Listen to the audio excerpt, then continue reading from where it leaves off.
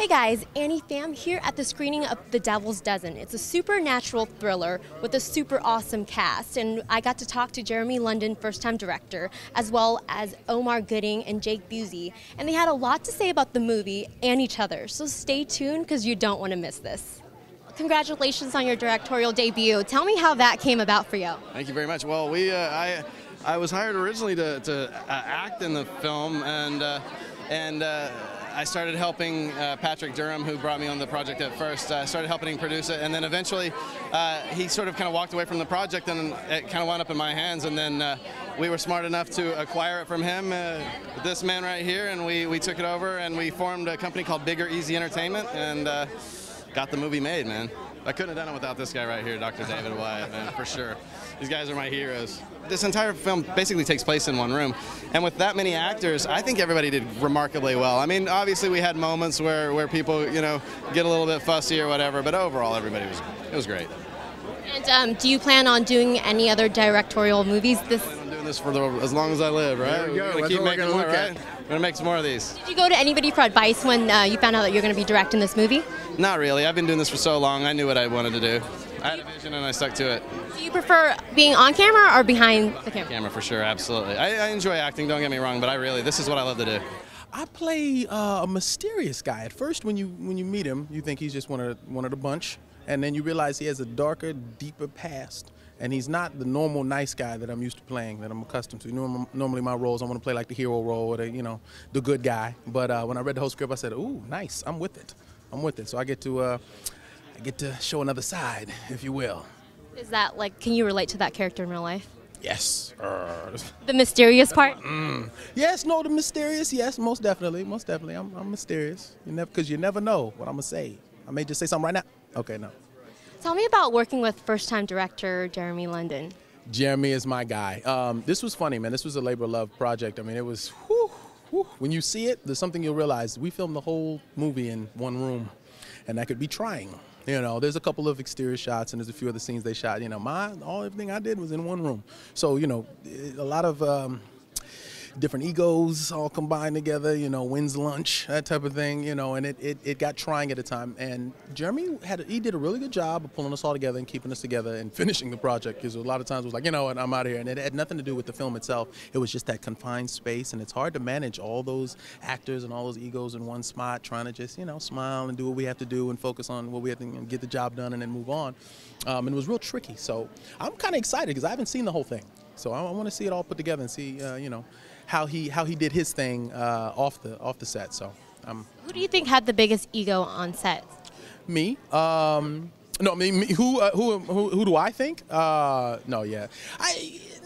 Ego's hard, because it's you just want to stand up for yourself. You don't want to be bullied. You don't want to be taken advantage of, And there was a couple times where it was like somebody flipped out over nothing, and then somebody flipped out over something, and then someone just said, "You know what? It's my turn." And everybody was like, "Okay, we were waiting for it," But at the end of the day, we all knew that we were all working towards the same goal, and hopefully we accomplished it. I had the best experience working on this movie. Going into it, I didn't really know what to expect. But once I was there on set, the vibe, the way that everyone just got along so well, and Jeremy was amazing. He's so artistic. He has such great direction. And I feel like, if it wasn't for him, this film wouldn't be anything. This film would be maybe 10% of what it actually is. So I'm so excited, yeah. I'm so excited to see it and see what he was able to do with it. Is this your first major role? I would say it's my first biggest role, yeah. It's a pretty good role. I was very excited to get it. It's kind of dramatic halfway through the movie, and I actually haven't seen how it works yet, but I don't know if I should give it away, but I harm myself in a very tragic way, and I'm excited to see what that looks like and how it turns out. So I'd say, yeah, definitely the most dramatic thing I've ever done. I heard you guys had to work in a really confined space. How was that for you? It was a confined. We were in one room for the entire time. I'm not that claustrophobic. I've done so many flights from the US to Australia, where I'm from. I used to do that flight like once every week for a couple years. So I'm really good at being in cramped spaces. But definitely after the couple week mark, I was kind of itching to get out of there. I play a guy who is an Air Force vet who is sort of done some shady embezzling and sort of shifted some things for his own monetary gain, and he winds up meeting his fate in the end. So it was a fun role to play. It was sort of a laid-back role for me. I had a really nice time just kind of being relaxed with it and not being the wacky, crazy, outlandish Jake Busey that maybe you've seen in the past. But it's, I don't know, it's more of a chill Jake Busey, I guess. I haven't seen the film yet, but I got to hand it to him for making something interesting just in one room, in one small deal. It was very echoey, so it was really hard to hear, and it was kind of nuts.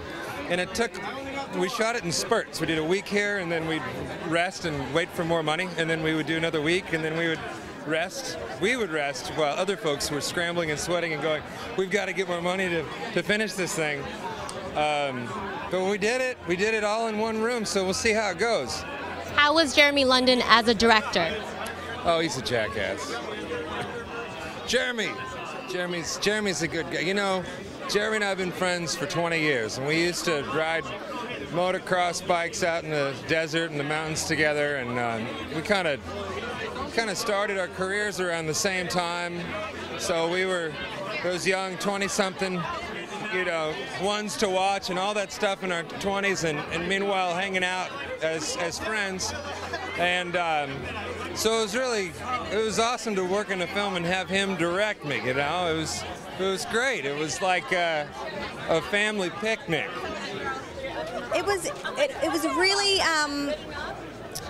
the shoot only took, a few days, like maybe 2 weeks. It was a really quick shoot. So we had to work together really well, you know, to get those scenes done. And I think we bonded. It was Erik Aude, Jake Busey. Oh my God, he is just a sweetheart, you know. We're still, you know, very close. He had a new daughter.